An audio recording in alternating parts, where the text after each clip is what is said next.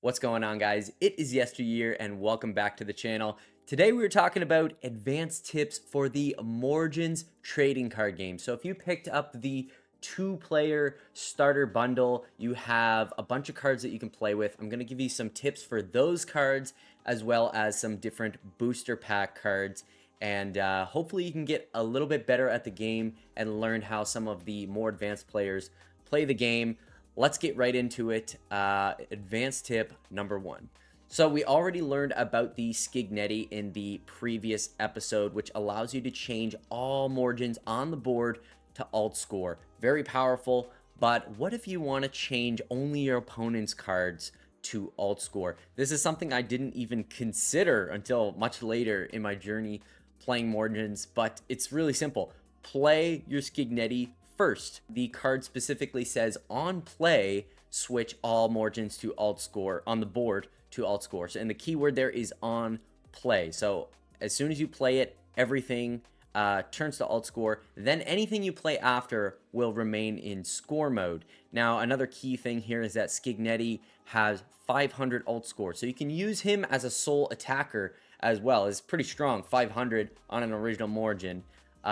So that is the tip there. Make sure you play your Skignetti first, and you're able to play anything with a higher score afterwards. Now for tip number 2, Morigins normally have to be evolved to play some of the most powerful cards in the game, but there is a way to play them without actually evolving.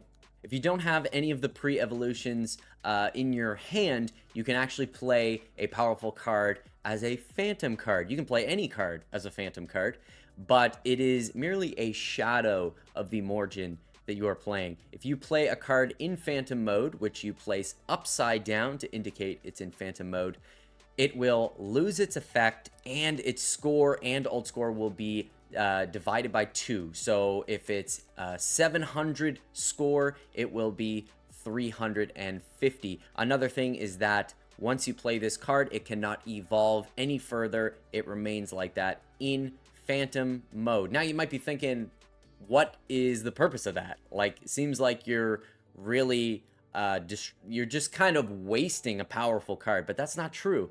Sometimes playing a phantom card can be very beneficial to early in the battle. A card with 700 gets bumped down to 350, and 350 is not bad for having played something and not evolving it.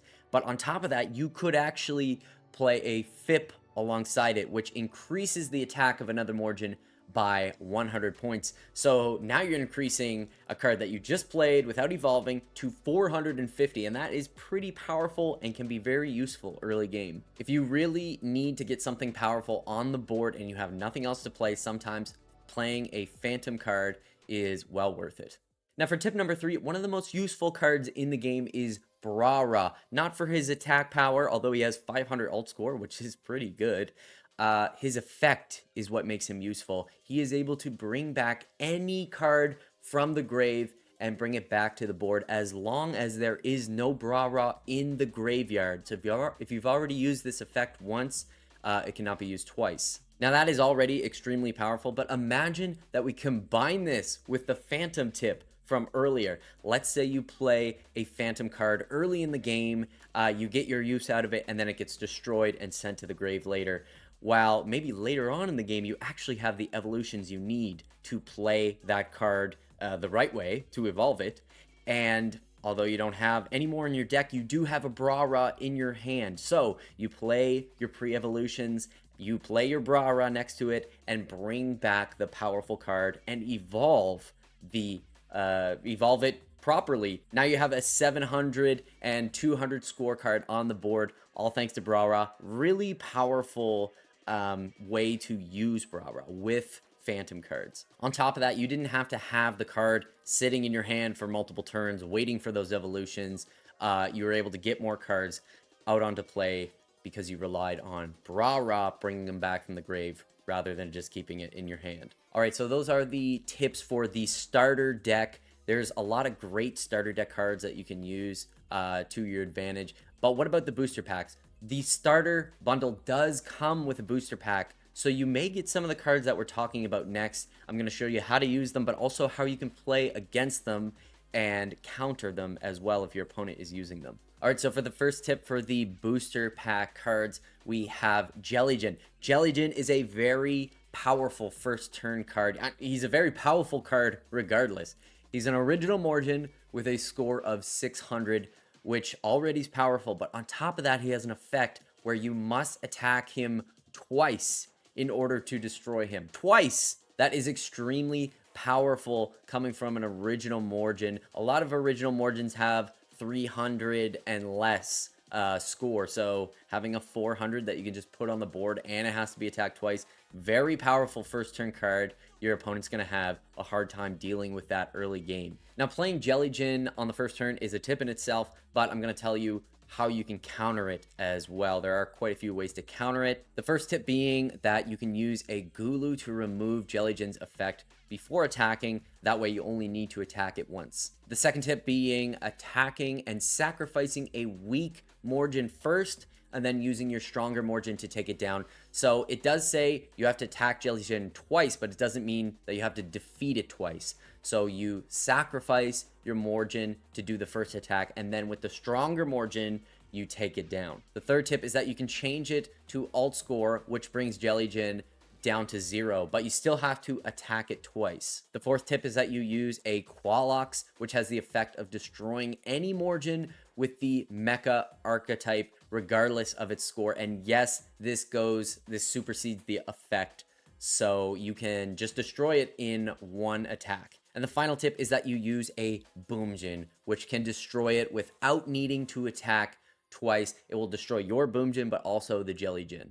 And that brings me to my second tip, which is Boomgin. Boomgin is a powerful Morigin that every deck should have. And although it has 0 score and 0 alt score, it can destroy any Morigin in the game that it attacks, but it destroys itself in the process. Now, you can only use one of these per turn, but you can have as many of these in your deck as you like. So make sure you time the effect correctly to use it more efficiently and bring down your enemy's defenses. So the sixth tip for today is Hologin.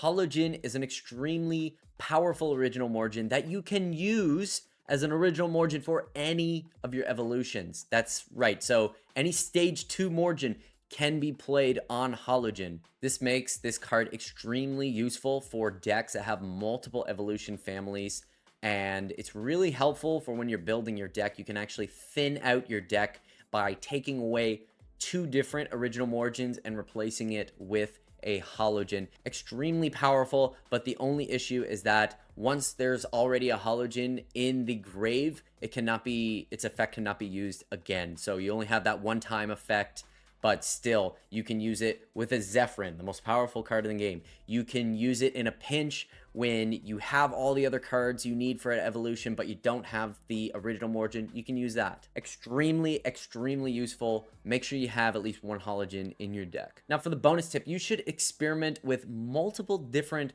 Morigins families in your deck. There are some cards in the game that win against certain archetypes no matter what. A big example of this is any evolution from the Morigin line. The Morigin line is all about just destroying a single archetype, everything. So from Flare Dare, which can destroy any GOG card regardless of its score, to Torpetra, which can destroy any ice card. So experiment. This game is all about experimentation, expression. Play a Fire GOG deck. Play a Water Knight deck. Play with a bunch of different archetypes in your deck. There's so many different combinations, and you're going to have a better time when you combine them. And that's it for the tips today. If you want to check out a booster box, make sure you click here, check out some of the cards in the original base set, and also make sure you check out the newest expansion to Morigins, Morigins Prehistorigins. I'm sure there's a video coming soon. I'll link something right here. But guys, thank you so much for watching. Make sure you hit the like button and the bell. It's like button, subscribe, and then bell so you know when the next video comes out. But thank you for watching, and I will see you in the next video. See you later.